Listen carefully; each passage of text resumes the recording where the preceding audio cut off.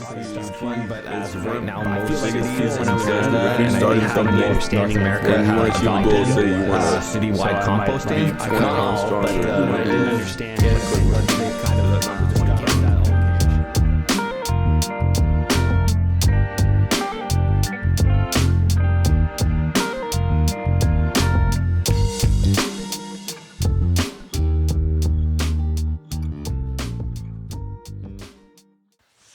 Yo, Keean, how are you feeling today, my man? Feeling great, boys. Thank you very much for having me at the humble abode.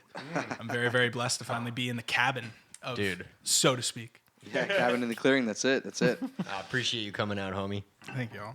But yeah, I'm doing good. Feeling chill. Got off a shift at Starbucks today. Worked a nice open mic shift with you last night, JP. So Shit. we're chilling, man. It's a great day. Man. It's a great day. Always a blast, bro. Dude, and honestly, right off the bat, speaking of open mics and just like music in general, Ottawa scene, I mean, if we can go right into it, we were actually having a conversation about just, the Ottawa scene in general and where it's at right now with music.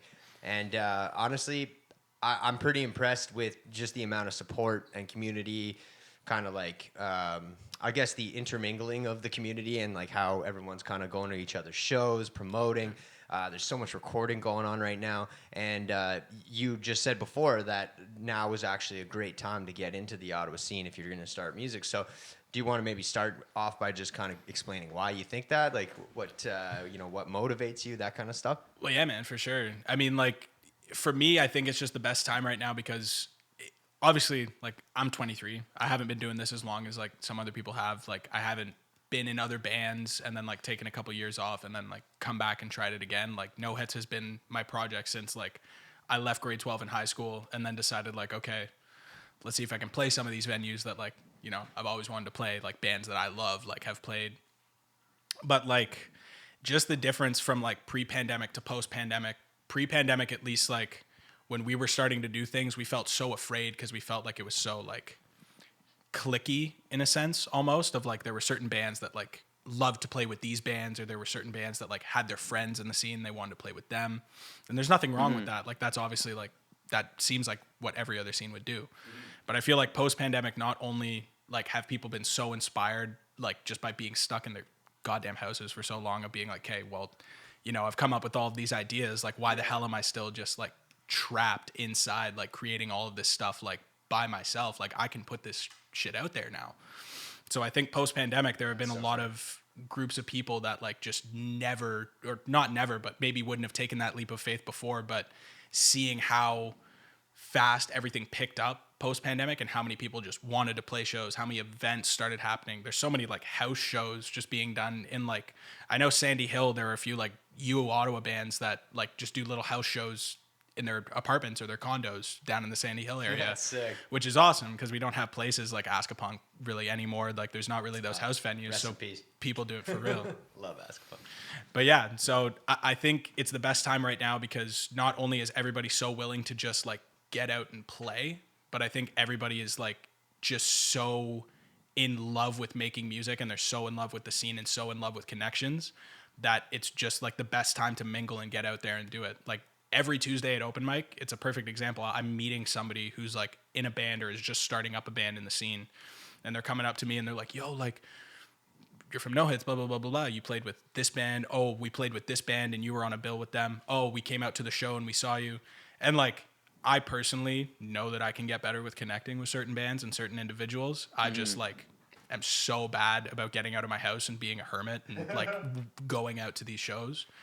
But, like, just seeing all these new faces and people recognize each other. And it's not in, like, a way where you're like, oh my God, it's the new hires. And they're freaking out like it's a fan thing. Like, they're looking at you like, holy shit, like, this is an acquaintance. Like, this is a, in a lack of a better way of saying it, it's like a business friend. Like, it's a work friend that you can make because you recognize that as, like, okay, these dudes seem similar to us. Like, why don't we just do a show? As opposed to, like, oh, these guys, like, they like to perform with these dudes. I don't know if it's really suited for us. Everybody just wants to get out there and they want to do it. And they want to build those connections with so many different people because they just want to have it. They want to have everybody on the same page, which is, like, wicked. There's no better time than when everybody feels like they're all working to that common goal, which is kind of like what we said, not making Toronto the destination for people anymore. Exactly. What would you say is, I guess, like the way or like the places that you like to play the most, or what would you say is like maybe a place that really you know that supports you guys, or just maybe a place you like just in general? Well, like it's such a cop-out answer for me to say it because I work there, but Yeah. 100% Live on Elgin like is my favorite Straight up. place to play, and like Yeah, it's a pretty fun venue. it starts within the venue itself. Like they only hire people who are within the scene in some Yep. sort of way. Whether you do like, you know, whether you're an actor for plays, like a stage actor, and you do performances or musicals or whatever. If you're a solo singer-songwriter, if you're a visual artist, like Tina, John's partner, obviously like she was working there for a bit, but she does graphic design, you know? Yeah. Like you Yeah, don't yeah. need to just be a musician to work inside the music venue. They just have such a desire to want to support artists because they know how tough it is to like have a workable schedule around like, oh, if you have a show this week, oh, you have a rehearsal this week, which is so awesome. But number two, like for a room like that, I think if you're a band that is like just beginning to start to play shows, like especially for us, the idea of putting 90 people in a room, which like obviously when you say it out loud, you're kind of like, well, that's not a fucking lot. But like think about it. Like, do you have 90 friends that you could just call up and be like, hey, I got this show tonight. Like, do you want to come out and do this? Like, it seems so much more Very far-fetched, true. like in the grand scheme of things. So I think like for any band that's starting out, for them to have a venue like that already their number one priority is making sure artists like feel like they have a connection to the scene and like they feel included in what they're doing. The fact that you pay a super cheap room fee, you like are barely paying for your sound tech, and they have literally some of the best sound techs in the city. Humble flex. But like it's awesome. They like set every artist that comes in there up for success, and especially local acts. I like can't remember the last time there was a local band that played a bill there with like two other groups that didn't sell out, because it's like the perfect size for you to connect like three different groups together and say, hey, you have like your groups of friends, you have your groups of friends, you have your groups of friends. The people at Elgin promote it super well on their own as well too. Yeah, they do. Yeah. Like Yeah.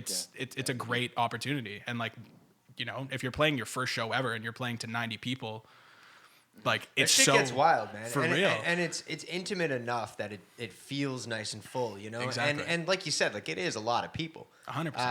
And it's cool because then you see like all these friends come together, and then they start supporting the other bands, Right. like and stuff like that. And that's how I find this kind of connection between all these groups that's come around. Like 100%. every time I was just saying earlier, like every time I'm watching social media, anything like that, like it's just fine. Like you guys, no hits, you know, shout out, yo.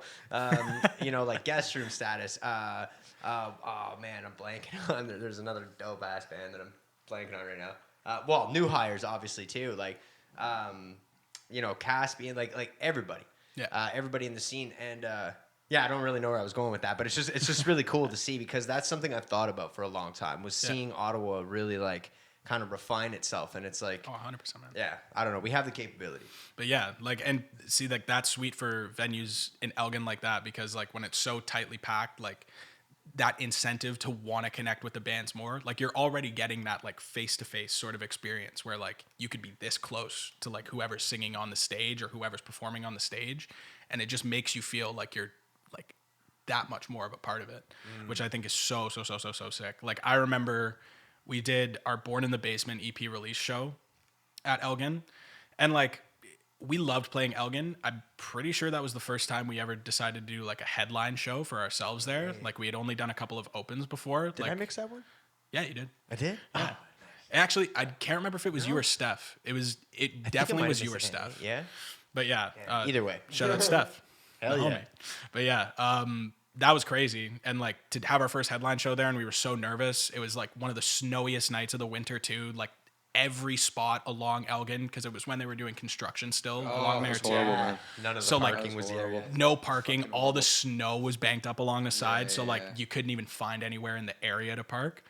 Still sold out. There were people like on each other's shoulders at that show. One dude crowd surfed, and like we all know, like Elgin's a sweet venue, but that ceiling is fucking low, right? Yeah. So like to see people doing that stuff, it was crazy. yeah. But like that's the exact thing. Like where else in the city are you gonna have like a 90-person venue where like it feels Like you're getting to have a full real show experience. You have a sound guy, you have like the professional equipment, you have all of that stuff, but it's so tight knit and it's so close that it feels like a house show still. So like that's a good way to put it. Right? It feels like a house show. That is a good way to put it because it always, and even when it ends, like everyone's talking to each other, and it's more you're right. intimate. Yeah, you're right. That 2-foot elevation is definitely like a good. it's sweet. And everybody fills like the whole line across the bar. Everybody's chatting and wanting to get to know each other after the shows. Even like in between sets, you have like a 15-minute layover and the band that gets off because like they have to go right through the crowd to like get to the green room area. They're obviously talking to everybody and everybody's going up to them and saying, hey, you were great, asking them questions about like, where can we find your music? Where can we find you on it? It's perfect. And like an intimate setting like that, Elgin is doing it right for sure. And that's not like to say that other venues aren't, but Elgin for sure, like A is a starting point and B just for like having a sweet intimate experience for shows. It's true. I think that it's the best spot for artists. It's why it's always had a special place in my. And like you said, I feel biased because I work there, but it is like I've seen. I was actually mentioning this to someone last night. I was like, I've seen. It was the dude from Motherland that we met. Was his name Tom? Yeah, I think from so. Motherland? Yeah, okay. And they were awesome, by the way. But yeah, I was just saying, like, I've literally seen, 5 years ago, starting at open mic, like, seeing bands form from jamming there. Like one guy was just like, yo, you want to jam with me this time? And, like, guy was playing banjo, and then they ended up forming, I think it was, like, JJ Parks or something. Oh, no I don't know if you way. remember. Yeah, legit. Yeah. Like, I think JJ Parks, like, literally formed off of, like, meeting each other there. And it was so sick, because you see the development, and then they were playing solo, and then one day they like jammed together because they liked each other's style, and then it's like, and I'm always witnessing this from the back, so it's cool, man. Yeah, it's super, super sweet. Yeah, there's just this like, I'm not going to say the venue, but I just had an experience recently where I was trying to book at a certain place and like they'd done renovations and all that stuff. So they were like, they got all these like new renovations and stuff like that. And like, cause we played not our last show at Minotaur, which I have a really good relationship with. Oh, yeah. And it makes a huge difference when, Minotaur, like just the people there alone, they just redid their whole like sound. They redid like they got new speakers. They extended their stage. We played there last, but the one before that we played at Live on Elgin. Mm-hmm. But after the Live on Elgin show that we played with the new like hip hop project that we got going on, I contacted this other venue and they're like, oh, we've been selling out, Friday night, Saturday nights, at least 115, to 200. So your goal should be like 200 tickets sold. And I'm like, man, like that's like a lot of pressure. That's pay to play. Exactly. Yeah. And I despise that. And I think it's completely centered around Ottawa. I know that Montreal does it a bit, but it's not the same caliber. And like I've done small touring across Canada with like my previous band. Yeah. And when we're in Vancouver, like they're paying you to play. Like they're giving you like $500 easy for 2 hours, let's say. Yeah. No matter what, like minimally, So it's like they're paying you to play. Here you have to pay to actually play. Well, yeah. See. So I don't know. I just that really pissed me off personally. Oh, and it's like, man, the artist like is already under so much like pressure. You know what I mean? And like we live in a day and age, which is the way that it is now. It's you do everything yourself. You do marketing, you do promo, you record, like you do everything. Yeah. You manage, you book, you do everything yourself. So it's 100%. Like to add that.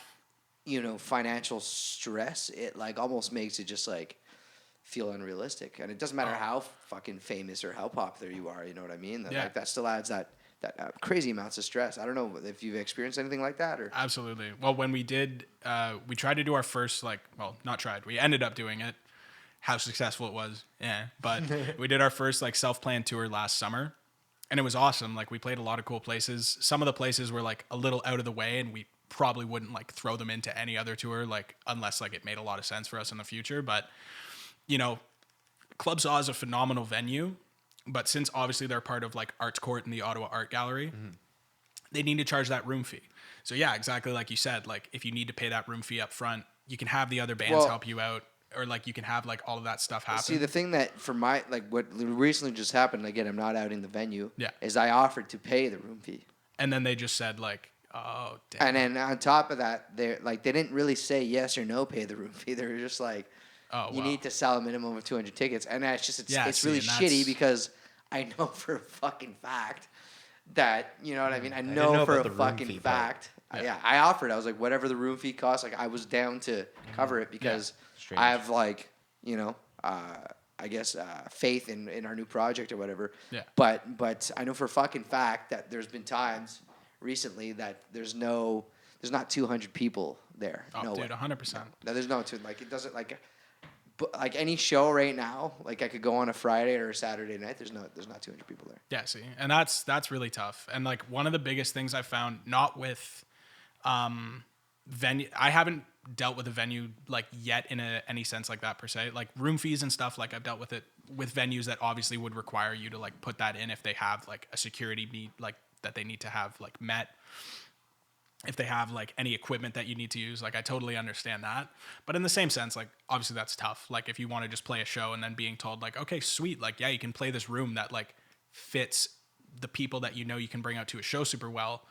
Unfortunately, like this is the price that you have to pay out. Like if you want to play here, it's tough and it sucks, especially exactly like you said, like when we're doing a lot of that stuff ourselves and maybe like we're not saving up a whole lot or the shows aren't bringing in like the amount that like you would expect to bring in. To contrast it, yeah. Exactly. Like that's super tough. But I found one of the biggest things that has hurt the scene a lot is non-local promoters kind of like jumping on the hype that Ottawa has sort of brought a little bit. And Non-local? Yeah. So like no shade, like I won't call out the company or anything, but there was a promotion company that reached out to us with an idea to open up for a band where I knew one of the members from back from like 2017 when we did a show with like his old band when we were still in high school.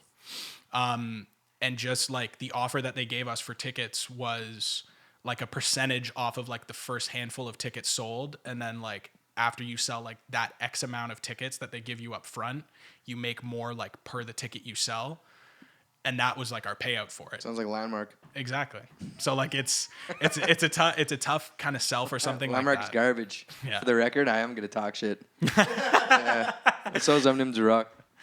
But yeah, like that's exactly the thing that like kind of bothers me when you have that happening, especially for promotion companies. Like they're the groups, especially if you're non-local.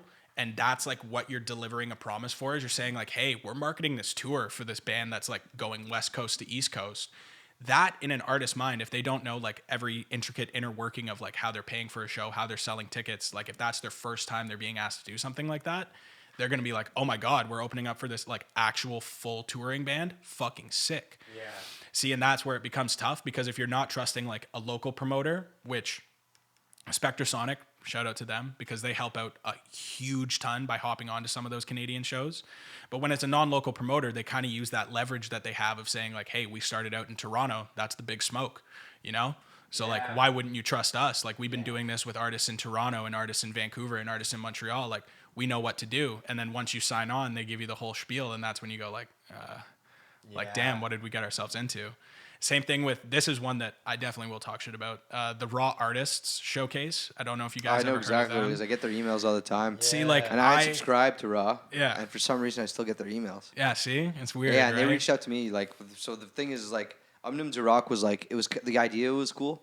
And we participated, and I don't know if you ever heard of Blast from the Sun. It was my old band. Yeah. But Blast from the Sun was essentially, that we participated in that, and it was cool. But it was like, you sell tickets. Mm-hmm. Like, they host the event. You sell a bunch of tickets to your friends. You don't get any money from the ticket sales. Yeah.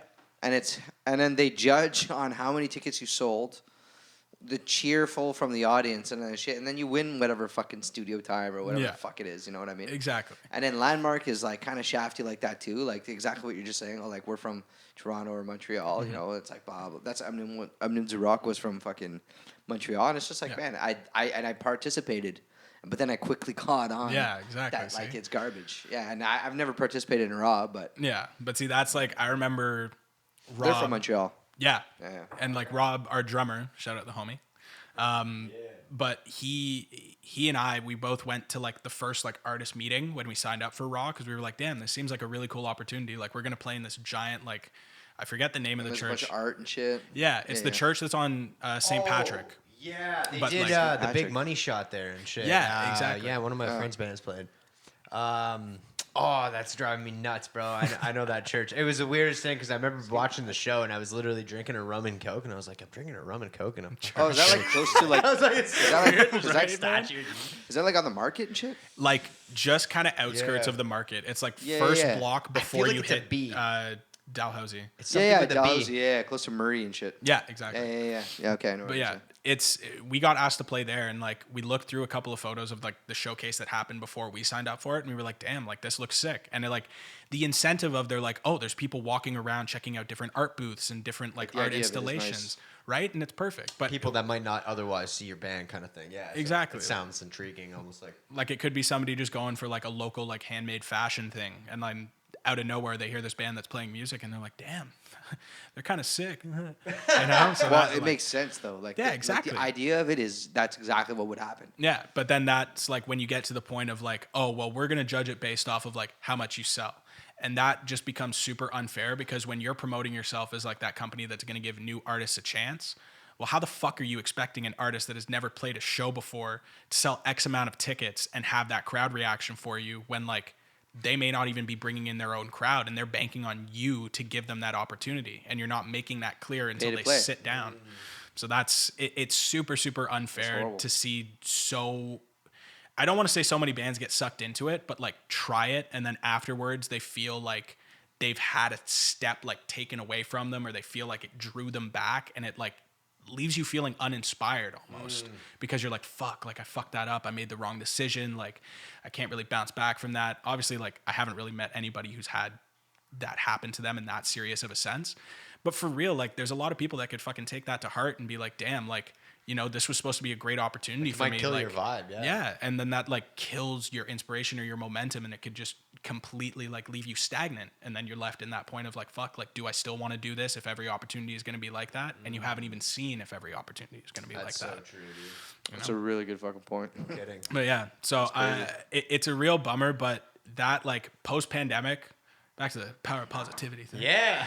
But let's bring it up. The post-pandemic, like what's been awesome is seeing all these venues that are really a lot more on the sense of like, yo, like, let's give you guys the opportunities to play. So like the Rainbow, obviously like it's such a great venue location-wise. Some of the things about it are like a little like old school, and it makes you kind of go like, man, where the fuck am I playing for a sec? Like when you're going into like a literal walk-in closet as like a green room, you're like, man, where the fuck am I playing right now? But then you go on stage, they have like fully revamped sound. The stage is like 10 times nicer than it was like pre-pandemic, and their doors are open to like anything. Like I remember when ownership was very like strictly on like, well, we want to be the blues bar of Ottawa.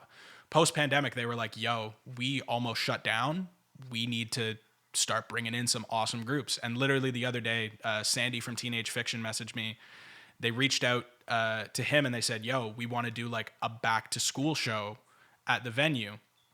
So obviously I won't give too much away because I don't know if that's going to happen. But like that's a perfect example is, you know, for a bar that seemed so stuck on like the blues or like that's what they wanted to really market to. And now they're like, yo, we are in the heart of the Byward Market. We're right behind the busiest bar, like on weekend nights. So is it on a Friday or Saturday that they're trying to book? I think it's a Friday. So like right like start of the Frosh Week events, like everybody gets through their, you know, whatever it is, syllabus week. Like the hazing. Exactly.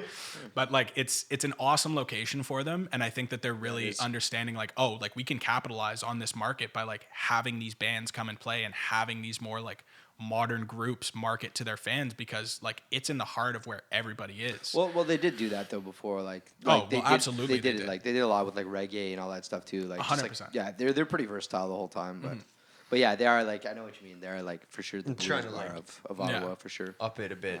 100%. Like with all the sponsors and everything too, like they know like exactly like what got given back to them because the city cares so much about a venue like that. Like they know how important having a venue that's in the heart of everything is like for the city. So I think like it just extra incentivized like, okay, fuck, like let's really go after it. Cause you're 100% right. Like we had the opportunity to play the Rainbow a couple times before like pre-pandemic, but I remember our booking was like not tough, but like it was definitely kind of like nitpicky when we were like trying to get our dates and when we were really trying to lock something down. And now like post-pandemic, they just know which bands bring crowds and they know which bands draw. So as soon as you go in there and you have like a great night in front of them, as long as bar sales are good, they're going to be like, hey, what date do you want next? And that's awesome. Like as opposed to maybe before when it was like, you know, if you bring out a good show, you need to have all of those like other intangible factors to like make it worth it because they were so stressed about like, fuck, like we can't really bring in these things that aren't gonna draw a profit for us because it was right at that kind of fringe like a make or break attitude, almost like. Yeah, exactly. And like giving out those opportunities to other artists, it's great, and they definitely did. But I think it's a lot more willing now because they're like, well, we have the leeway, and like it doesn't feel as much as like we're kind of on the brink in certain areas, and we can't like maybe like rely on this show to sell as much because we're at the point of like, fuck, like we might lose this venue if this show doesn't like sell in these next couple of weeks. That's fair. But then it also goes back to like, well, what's the alternative? Like if you're not gonna if you're not gonna put on music, then what are you gonna put on? There's nothing that's gonna happen anyway. Exactly. So like it's not really the right venue for like, you know, if you're gonna do like a dance hall thing or like if you wanted to do like distortion or mod night. Like, I don't know. I just don't think comedy would work there. You know, like No. no. But I mean, not that just in general though, like there's no guarantee when you're getting bands to play 100%. every other weekend. Like it's I don't know. 100%. But yeah, like that's for sure in the city right now. Like just the openness that venues have gotten into booking people and wanting to help out. I'd say the bigger thing is noticing how many different promotion companies locally are popping up now. Neighborhood Noise now has done, I think, 2 or 3 shows like self-promoted, like by themselves, not only to like help market their brand and their blog, but to help market, you know, local groups, which is awesome, you know, because before I think like there were definitely other promotion companies, like Showbox was there. You still had Spectrasonic pre-pandemic. But now post-pandemic, there's Spectra still. We have Side by Side, which just started up. There is a Side by Side weekend. Yeah, Side by Side weekend. Right. But then they also do I've been wanting to actually look into that. Super like a cool. Super dope people. Anthony Mike too is pretty wicked dope. guy. Oh, absolutely. Love those guys, dude. The whole Oh Mike crew has been wicked. But yeah, like I find the ability for people feeling more willing to like reach out for that support and to reach out to all these different resources. I feel like it just feels so much more available. Because the scene is so much tighter knit, so there's more people going up to you and being like, "Oh, well, have you applied for like this Oh Mike grant?" Or "Oh, like, did you sign up to try and play Side by Side Fest? Oh, did you like reach out to Neighborhood Noise and let them know that you got a show coming up this week or that you like have a single coming up?" It's wicked. So like everybody, the word of mouth is getting a lot better, whereas before, like with the clickiness and with the ideas of like, oh, well, maybe we should only play here, maybe this place is gonna fit our sound better. It's more like you have the different alleyways and avenues that people are like giving you because they're spreading it with word of mouth, as in comparison to before where you were kind of finding it all yourself. So and true. Just sort of being like, shit, I need to like work hard and like dig in and see like where the best opportunity for me is, because it felt so like this or that, black and white. And word of mouth, I mean, still to this day, regardless of social media, all this other shit, word of mouth is still the best marketing. 100%. Because it's what are you going to trust more than some, like, your homie telling you, like, yo, this band's sick. Like, let's go see them. Or, like, you know, people that you trust or, like, people that you've seen before that you like, you know, and they're like, hey, maybe you should try this out for your band, you know, like you were just saying. And it's like you have a little more of that trust and you can kind of, you know, maybe take a leap of faith a little bit more. Oh, 100%. And that's like the coolest thing to hear at like all of our shows too, is somebody who will come up to us after the night and they're like, yeah, like my friend saw your show like on this date, and it just sounded so fun and it looked so fun. Like we wanted to come out and see what it was like. Like that's the coolest thing to hear. That's because it really shows that like you didn't even need to play for that person for like what you did like maybe 2 months prior to resonate with them. Yeah, and that's super sick. Yeah. What's your opinion about playing in the same city though too much? Because we actively I actively try to not to book a show, you know, maybe like I'll do like at least 2 months in space between each show. Back in the day, Blast from the Sun, like I started in 2010 with Blast from the Sun, and this was like my project. I had like another buddy in it, and we were playing like, you know, Rainbow was our first gig in 2010. And then we played for like, that band was like a lot, like we were in the fucking Nims of Rock against the Mosquitoes back in the day. And like in the first like era of like the first, and I'm not trying to like shit on your shit, but I think this is really important to be aware of, and maybe you can shed some light on it. But in the beginning it was like, man, we had a bunch of crowds, like it was packed. It was like the shows were lit, you know. We could almost say the same thing about back then. It was like kind of like that, you know? Yeah. Where, you know, I felt like at that point in time, like that was, you know, the time to pop off in Ottawa, you know, to attack it or whatever. You know, 4 years go by, you're still the same band. You're still playing in the same city. 100%. You're like, yo, to my same friends who've seen the same show like 20 times, like come to my show. And 100%. Like as you grow older, like your band grows and it matures, well, the same people that have seen your show so many times are like, you know what I mean? You can only ask your buddy to come see your show like that many times. You can only upsell the same thing that you've been like upselling for the last little bit. I completely agree. And so to what I've learned over time to try to not negate that, but to try to manage it better is to play less. Yeah. And just provide really good quality, 100%.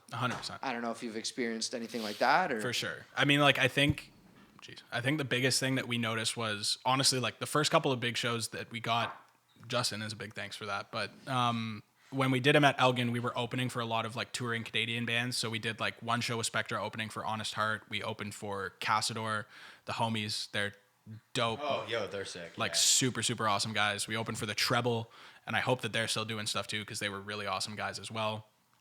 But all of those shows that we got were like a span of and there was a guy from Lev Snow, that was the first show that I think you saw us at, the one with Lev Snow and Mark II at Press. Yeah, dude, I will never forget that. Like I was very, very hammered when I got there. I'm just admitting it. Like I'll be honest, but yeah, I went up to these guys after, man, and I just remember being like, "You guys were fucking sick." But it was cool because that, like, you doing sound? No, I went there with some friends and like just being a host. No, it was doing sick. sound. Yeah. No, I went there with some friends just to chill and like, I don't even remember why I showed up, and then like you guys were just there, and that's kind of like one of those moments you're saying where it was just like I happened to catch you guys, and I fell in love with the band. Like I was like, holy shit, you know what I mean? And it's so that was a good moment. Thank you, homie.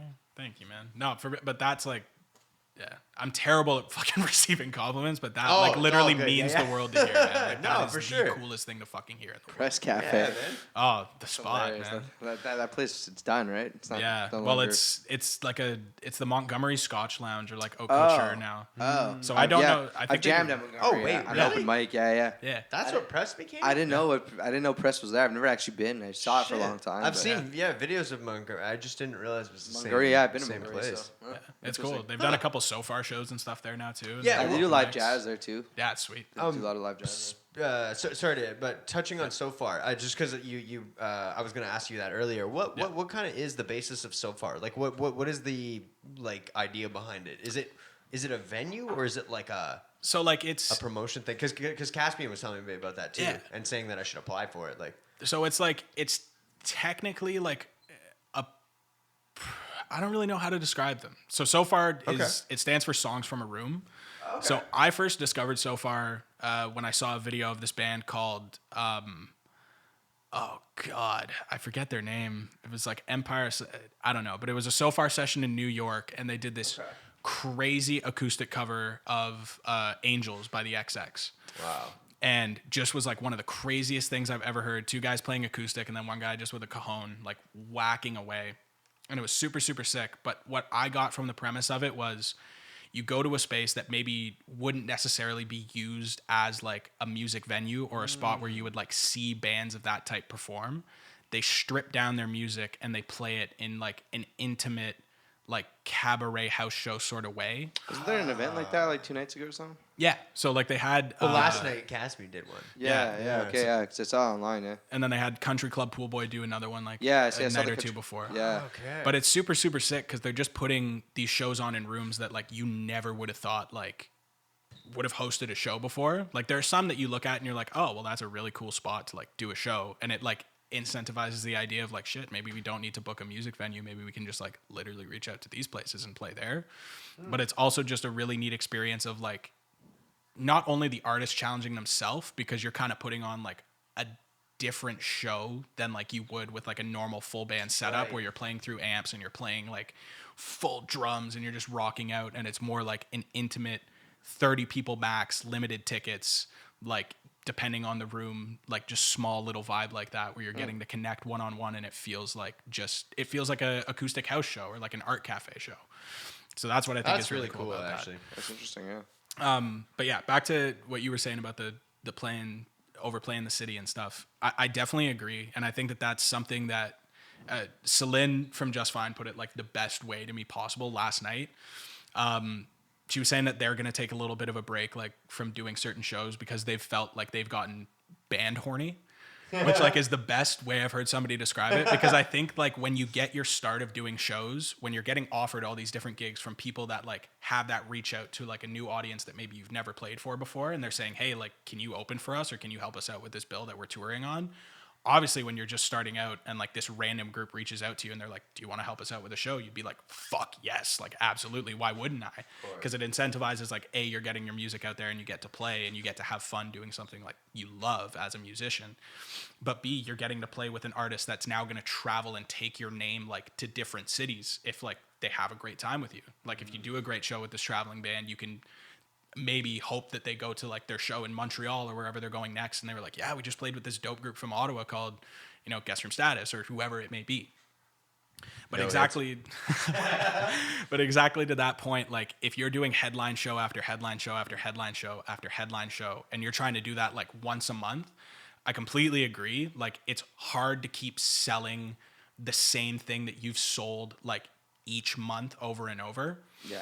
And like the only ways to combat that, in my opinion, are A, if you're changing your set every time. Well, which that's like one of the things that we actually try to do. But yeah, see, and that's like even if it's like 2 months, 100%. Yeah, just like a song or two that are different, like. And it keeps it fresh. And even like I've seen bands that have like gone and done shows and they've like done the same set list like 3 months apart, like same order, like to a T with songs and everything.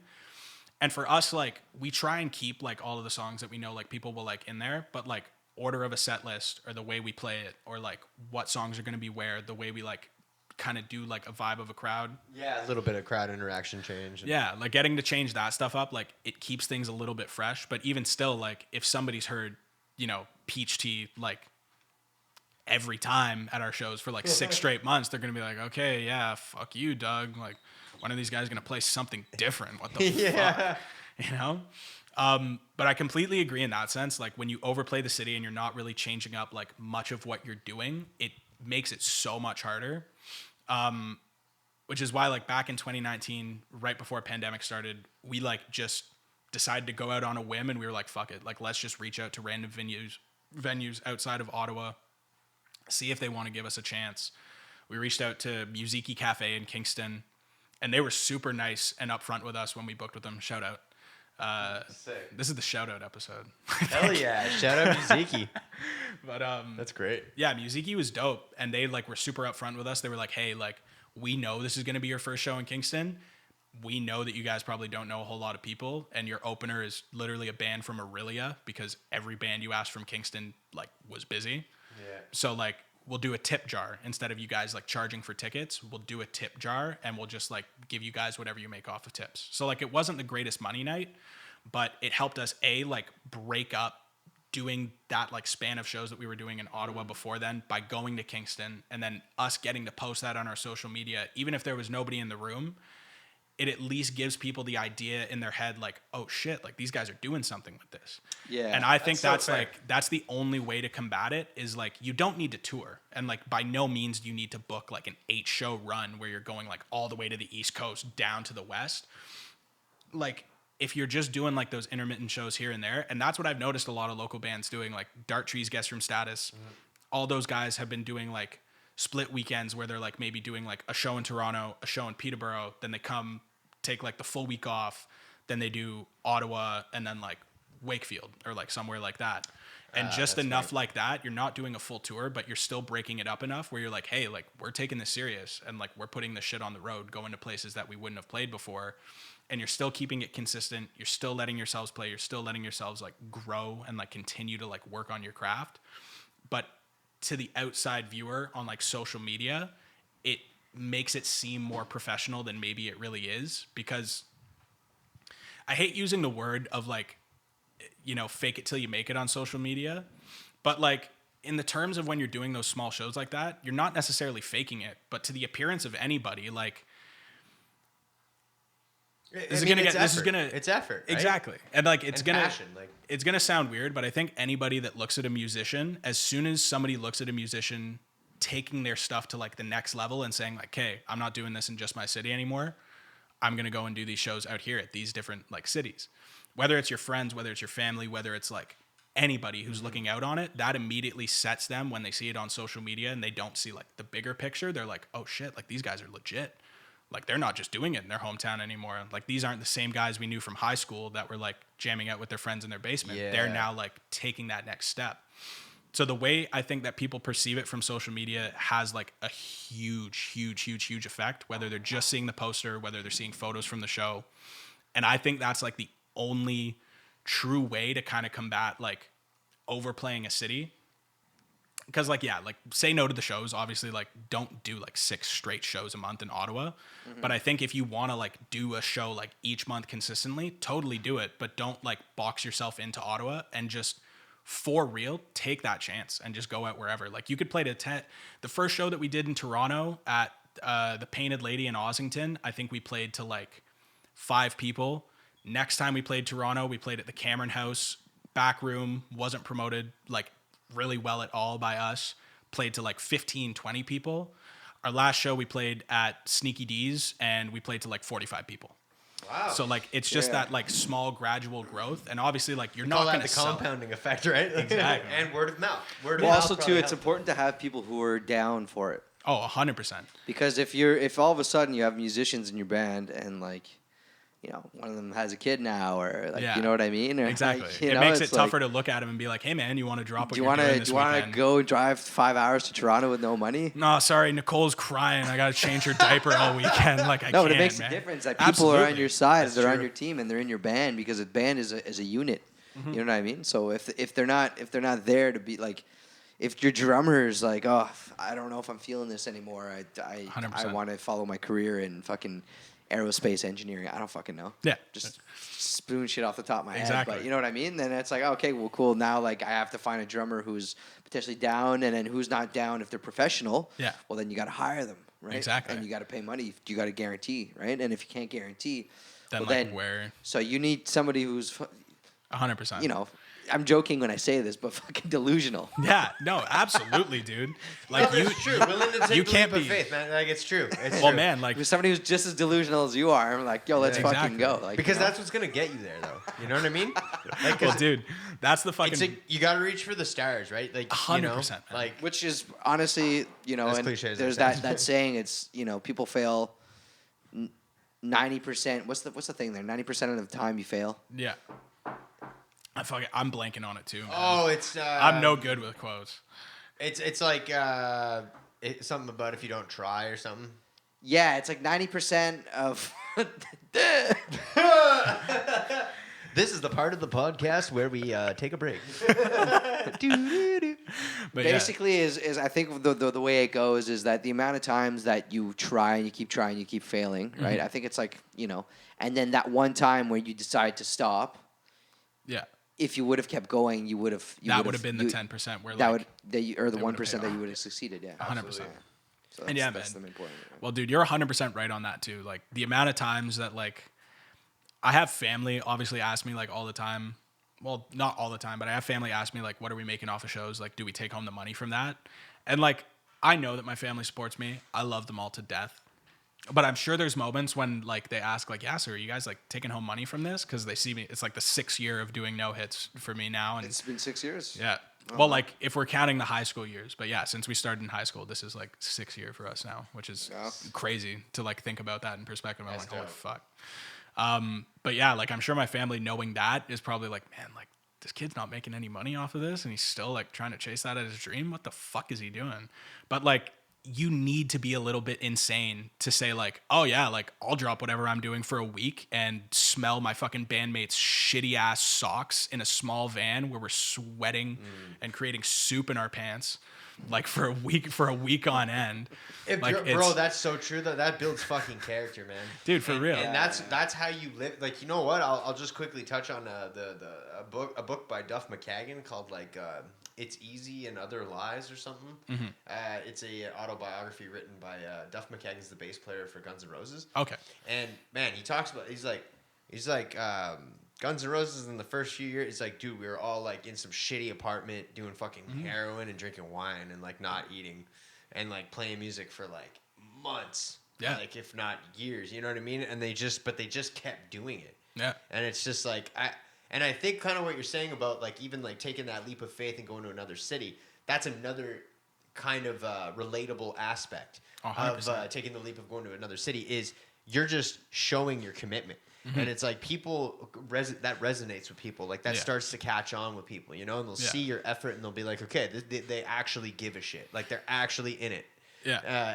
And that will kind of create support over time. So it's like, 100%. It may take some time, but it's like, you know, you can't stop. Like 100%. Yeah, I don't plan on it anyway. I think the best way I could compare it is like being in a band is like being in a long distance relationship. Right. Like it's hard as fuck.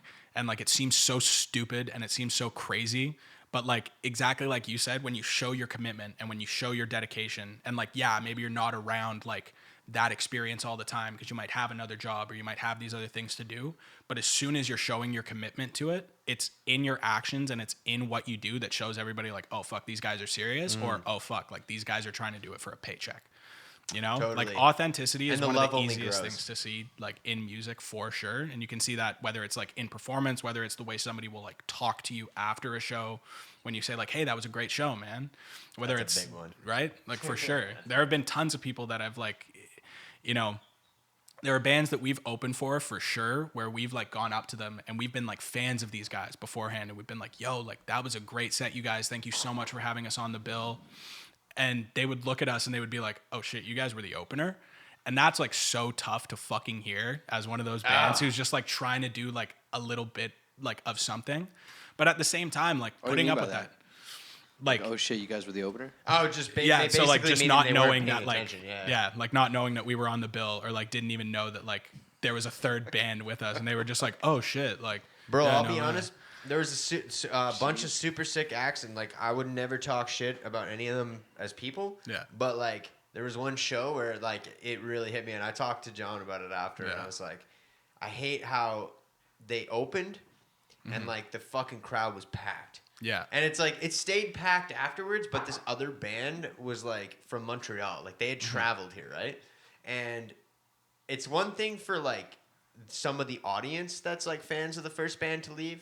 You know, and it's like maybe you're tired, whatever. Time, man. But bro, I've seen it that was so many like fucking times. Yeah, but to have the entire band like dip. Yeah, that's it's like I don't know. I understand if you got shit to do, things like that, but I don't know. It's just like, man, if I'm playing a show with someone, like I'm committed. I'm committed to stay until the end. 100%. Because it's just like you took the time to come out. You took the time. Like I'm not gonna play and be like, yo, I'm out. Yeah. You know, it's just like I don't know. Even if it's like the crowd does somewhat leave, it's like that. Just to me is like an integrity thing. Yeah. And so 100%. That's another pet peeve of mine. Dude, for sure. I mean, like, the way to see it is like if you book off work or you book off like other commitments that you have to do something like that, and then like after you book off those commitments, as soon as you're done like your work, you see that as like, oh, I'm clocked out. But there's still like 2 other bands. There's a loadout you need to do.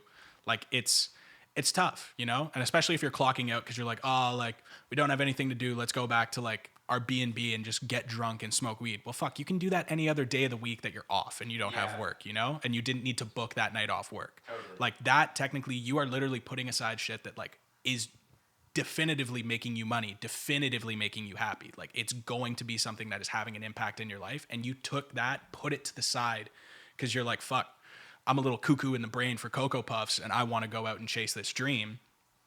So I completely agree. Like the post-show thing where you see some of those bands, like it's exactly like I said. I think that there's some bands for sure that like, I don't want to call them prima donnas, but a lot of people think that like making music is for a paycheck and that's like a really suitable way to make a living. And it can be if you're successful and it can be if you hit like all the right points. This is one of the hardest fucking industries to make it in though. Like it is one of, if not maybe the most difficult industry to make it in, other than like, I don't know, maybe being a fucking doctor because you need to go through so much fucking school to do that. But yeah, like it's wild to me because I think that there's so many artists who just don't understand how lucky they are. And there's so many people who don't understand like how wild the shit in front of them is because they only maybe see it like once in a while, or they only, or like maybe a good example to it is like, I felt this way when we played our first Kingston show. We played in Ottawa, like all those shows in a row, they were sold out. They were great. Like they were wicked. But then you then go to Kingston and we played to like 6 people. And for sure your ego kind of bites at you a little bit and you're like, what the fuck? Like we just played all these sold out shows to people who like really cared. And I was trying to do audience participation this entire night and it seemed like nobody gave a fuck. So like what was the point of doing something like that? But in the grand scheme of things, like, it helps you become more grateful, and it helps you learn to be a better performer, because it makes you go like, oh shit, not every show is going to be to 150 people. Not every show is going to be in front of all my friends who know that, like, this is something that I love. So like it incentivizes to want to be that guy that wants to build connections, and it incentivizes to be the guy who like wants to get people away from whatever they were dealing with that day. And like that for sure is what inspires me with like music. Not only the fact that like I get to keep testing myself and I test my limits every day and I'm learning something new every day, but to give people an opportunity to like leave whatever bullshit they had behind that entire day. Like whether it was like, oh, I just got laid off my job this week. Oh, my cat ran away. Oh, my girlfriend broke up with me. I stubbed my toe or stepped on some Lego and that really fucking hurt. Now I'm in a bad mood. If you can get somebody away from that for like an hour and they can just lock into whatever you're doing, whether it's because they like the music, whether it's because they felt enthralled with the performance, whether it's just because they liked the vibes that everybody in the crowd was giving, that is what is the most rewarding thing about music to me, is being able to give people an escape for something. And being able to put on just a setting where everybody can kind of be there and be like, holy shit, like this is great. Bro. And that can be 6 people, that can be 50 people, that could be like 1,000 people. It doesn't matter, because even if I could impact 1 at the end of the night, it makes it like that much more worth it. And even if I don't, it's just building points, you know? And you know that like you never stop getting better in something like this. There's always something new to learn. That is so true, bro. And you know what? That's fuck. First of all, love that point. That is I stand by like behind that for sure. It's a good idea. And I'm reading a spiritual book right now that actually like I can't remember the terminology that's used, but it's like referencing people that just like do their job, whether it's like cleaning, whether it's like serving people, whatever. Like, but you're just doing it with like. It doesn't mean necessarily, maybe not necessarily like your be all end all job per se, but just like you're doing it with like the intention of just helping the person or doing the work well and 100%. Just being in it and just not like thinking about all these mundane fucking problems that could happen or whatever, but just being in it, serving someone, you know what I mean? Helping them out, making them feel good, comfortable. It's like, you're also going to feel better at the end of the day. Yeah. They're going to feel good, but I agree, because it's like you could have those 6 people in the audience, but if you just go in with your full heart, the same way you would to a crowd of 200, same way you would to a crowd of 1,000, 100%. That maybe they're too nervous. Maybe they're too nervous to crowd participate because there's only 6 people, you know, and so they stay quiet. But in their mind, you're right. It's like they see it as like I'm assuming this happens a lot of times. It's like people will sit there and be like, holy shit, like they actually gave a shit about us. Yeah. It was a dead venue and I was one of like 6 people there, but they actually like still put on such a fucking great show. Right. And it's like that'll stick in their minds forever, man. And 100%. It's like, yeah, I agree. That makes like a huge impact. Yeah, that's true. And that's coming from personal experience. Like, I've been that person in the audience, you know? Dude, 100%. Yeah, I just respect the shit out of that. And like you can see it even in big bands too. Like my favorite band in the world is this group called Hippocampus from St. Paul, Minnesota. They're awesome, and like I've followed them every step of the way. I love their music. I think that they're super, super dope. Still super young guys. The only time I've seen them was when they played. It was called L'Estral, and I think it's like TD Studio or something. It's a venue in Montreal. Mm-hmm. And I was so excited for it. I'd like showed up early so I could get a good spot. I literally brought my aunt to that show, and like my aunt, God bless her heart, I love you, JoJo. She's like one of the main shout people out that JoJo. like. Sorry, keep going. I had to shout her out. Dude, we have to shout out JoJo. But she's like one of the main people who first like kind of made me feel like so more willing to check out music on my own instead of like being a follower for whatever was like popular or whatever my friends were listening to, whatever my family listened to. If it wasn't for her, I would have never found the Black Keys. So like that's huge for me, and me and her got to see the Black Keys a couple of times. If it wasn't for her, I would have found Cage the Elephant. So that's I like fucking love huge. Cage the Elephant. One of the sickest bands, dude. Ever, man. They're awesome. Anyway, we can go into that another time. But so at this show in Montreal, I was super, super pumped. But these guys, they sell out like at the time they were selling out like massive concert halls in the States. Like they were pretty solid, like reputable indie band in the U.S. And they came to Montreal and they were playing a smaller crowd, like still a wicked sized crowd. Like me standing like kind of on the outskirts of it. I was looking at it and I was like, holy shit, like this is a good sized crowd for them in a city that I like did not know they had any draw in whatsoever. Like I think their last time playing Montreal was at like Bar La Ritz, which is literally like an Elgin for here, like maybe a bit bigger, like a Club Saw. So the fact that they were playing that club, playing to way more people, and they came out on stage And just in comparison to the other shows that they played on that tour, that was like a small show. And it didn't sell out, which obviously sucks. Like I feel for any band that like is putting that much money into doing something like that to like miss out on a sellout. Yeah, it's tough. But it was really tough to me to watch one of my favorite bands do like barely any crowd interaction, like barely even like just between songs have like an intimate little chat with the crowd and be like, hey, you guys doing all right? And like you could kind of see it in their faces that they just weren't into it the same way. Like their energy on stage wasn't the same. And whether that was because of the crowd or whether it was because like they just drove a bunch before shit day, you know, who knows? But comparing that to a band called the Zolas that I saw play my like Frosh week at Algonquin, they played to a crowd of 30 people at the Algonquin Commons Theater. And that room is like fucking huge. Oh, yeah. That's a beautiful theater. I was gonna say that's like a what, like 1,000, couple thousand, like I think so. Something like that. I think so, something like that. Definitely a few hundo. But like it's a beautiful theater, but they were only playing to like the pit, and the pit wasn't even full. It was like fully spaced out. And those guys played that show like it was any other show for them. And after the show, they stuck around, talked to everybody, took photos with everyone, met everyone. And that, like, in comparison for me, I was like, God damn, like, those are guys that, like, don't have the same following. Yeah, they tour in Canada. Yeah, they have, like, some label representation. But it's, like, nowhere near the same as what, like, Hippocampus had. And just the polar difference between a band where, like, that show in Ottawa could have been their last show ever. And in their minds, they might have recognized that. And they were like, fuck it, let's leave it all out there. In comparison to a band like Hippocampus, where they were probably like, we can get him next time. Like, this is something to build on. But, like, this kind of pisses us off, and they could have trudged out there just with a bad mood. Like, you can 100% see it, like, in certain bands. And, like, not to diss on those guys, because I love them, and I'm not going to fuck up my opportunity of maybe getting to play a show with them at some point in the future. But I know that they don't see it as a paycheck, but, like, the authenticity and the realness of, like, who's in music for, like, the love of it, and who's in music sometimes for, like, the sake of it, almost. It's a like, you can definitely see the difference between the two in certain artists, especially when they come out and play, or after a show as well, too. Totally agree. Like, not to overly compliment you again, but man, but straight up, that's something I've always loved about your band. Like, especially you as a frontman, man, is like, you always make the crowd feel welcome. You always make the crowd feel like, and it's like, it kind of creates an environment of family more so than just, you know what I mean? More so than just like crowd and band, you know, it's like everyone's in it together. We're just the ones playing music, you know, but we're all here together doing the same shit. And it's like, that really does change your mind. Like it does.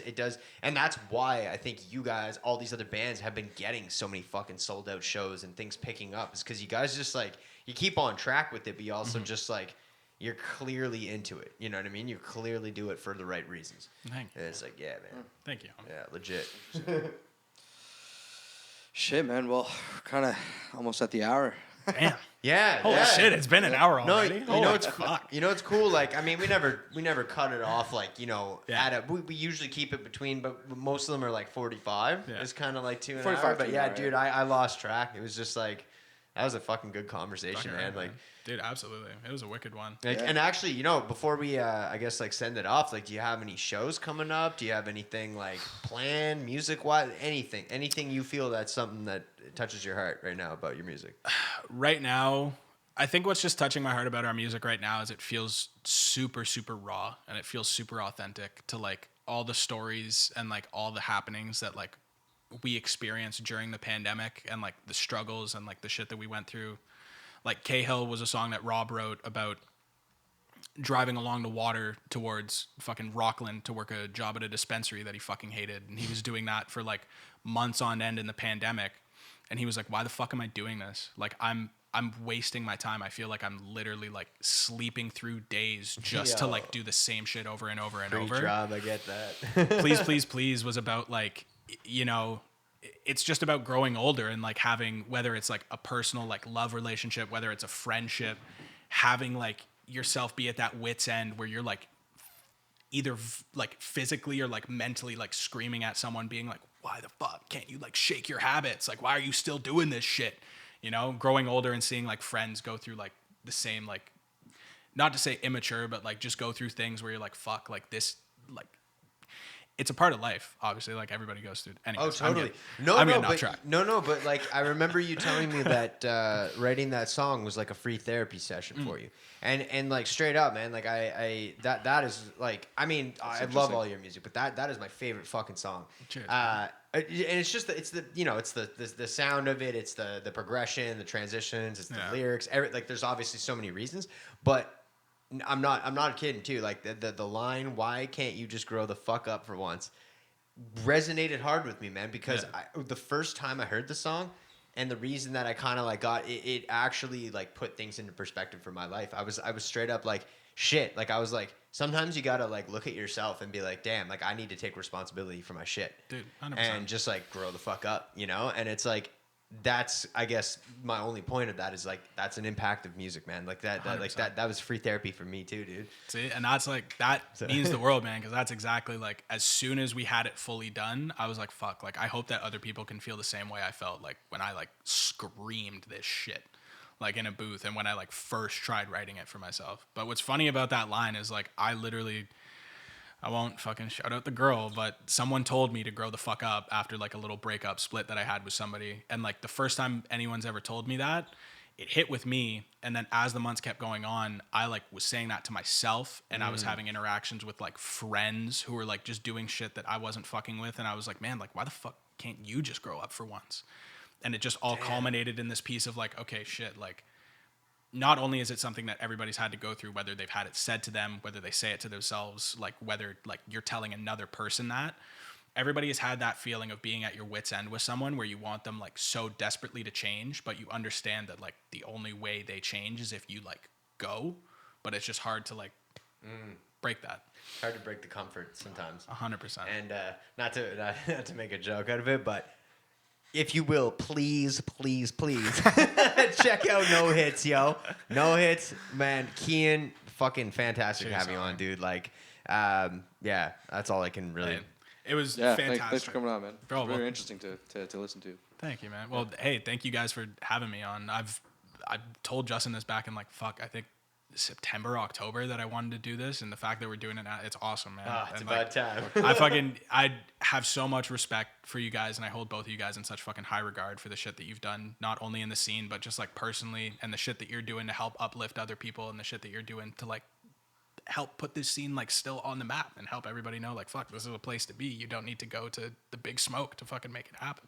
Yeah, well, we got the age of the internet too, right? Yeah, exactly. No, but it helps a little bit. So that helps. I appreciate that. That's why we, I'm sure we'll up our quality over time. Absolutely. As things progress, but that's why we didn't really just go as simple as we could. We were like, you know what, let's try to actually get some good mics and lighting and whatever, and just try to like up our shit a little bit every time. But yeah, man, honestly, super appreciative of you coming out, and yeah, I would love to do it again sometime. Absolutely. I'd love to. We've talked about it before with Caspian and stuff, but we're gonna try to do some like live off the floor in the basement. Oh fuck yeah, almost that would like be Tiny awesome. Desk style. Yeah, we're thinking of just I don't know, mulling it over, right? Just anything to kind of keep going. Oh yeah, that would be super sweet, man. Well, yeah. Hey, until the next time, I'm fucking looking forward to whatever we can do. Yo. Shout out to Kayo-Tea. Yeah, Matigaman Agriculture, Kayo-Tea with the Kayo-Tea. Description. We didn't drink any tea today, but yeah, it's delicious. Peace out. Later, guys.